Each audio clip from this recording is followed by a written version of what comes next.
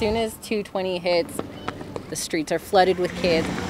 It's a really child-friendly neighborhood. That feeling of safety and community is why many families choose to live in this Lehigh neighborhood, and parents tell us. So I've looked at it, even thought of moving to different places. They do their research. Come on, you two. Because it's always good to know as a parent. Checking Utah's online sex offender and kidnapping registry, which promises the most accurate and timely information. It is a tool we do rely on. And it's not just parents. Tamara Higbee has used the registry to map out her jogging routes, and before she got married, to background potential dates. But I do it to kind of protect myself. Fryer. That's why Utahns we spoke with were upset by what the KSL investigators uncovered. Not on the registry. That's scary. That is really scary. More than 100 convicted sex offenders who should have been on the public registry. 0 offenders. Nobody. He's not on the registry. But were not. That's not something any parent wants to hear. And to be sure,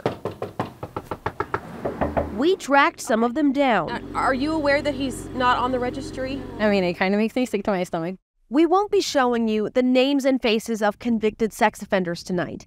That's because this is not a report about people intentionally skirting the registry. While that does sometimes happen, our investigation found many offenders followed the law and they did register, but the state failed to publish their profiles for the public to see. It is very important to have it be accurate and up to date. Dan Blanchard is the Director of Adult Probation and Parole under Utah's Department of Corrections, which is tasked with maintaining the registry. Since our team identified more than 200 convicted sex offenders missing from the registry and requested this interview, at least 112 offenders on our list have been added to the registry, confirming they should have been there all along. There has been delay. But these aren't people who are newly convicted. The offenders on our list were sentenced anywhere from a year to even decades ago. Blanchard says as offenders register, their information is available to law enforcement.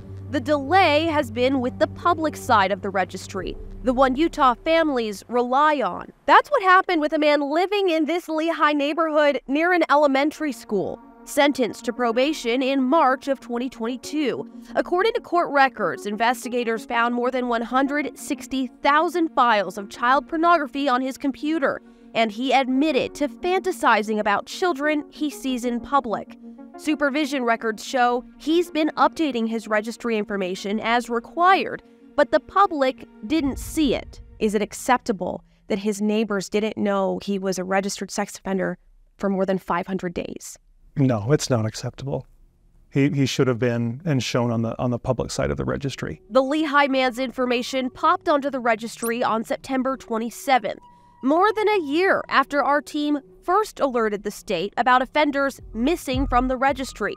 Back in July 2022, the KSL investigators sent the Department of Corrections a list of about 300 names to check. What was done with that list that we provided? We had some spot checks that were done on that list. Blanchard says their checks on a sampling of the names didn't turn up significant issues, but a thorough check of the list would have identified the Lehigh man and dozens of others who should have been on the registry more than a year ago. Isn't it the department's job to look at each of those names? Yes, that's something that we should have done at the time. The KSL investigators continued looking into what we believed was a problem, spending several months trying to track and independently verify information about people missing from the registry. How will the Department of Corrections fix this problem? Our executive director has asked for an internal audit of cases on the registry to look closer at what's happening and provide that information and results back. Blanchard says the audit should determine where the process is failing and how long the public registry has been incomplete. So that is our responsibility. We recognize that, and we will improve. Hurry, hurry, hurry. I do think it's a little bit of a disservice to the people. It is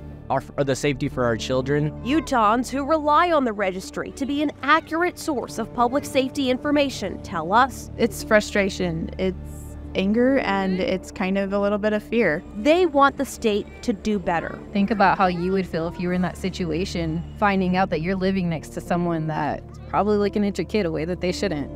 And make good on its promises about Utah's sex offender registry. Do their job. That's it. I mean, that's what we're paying them to do.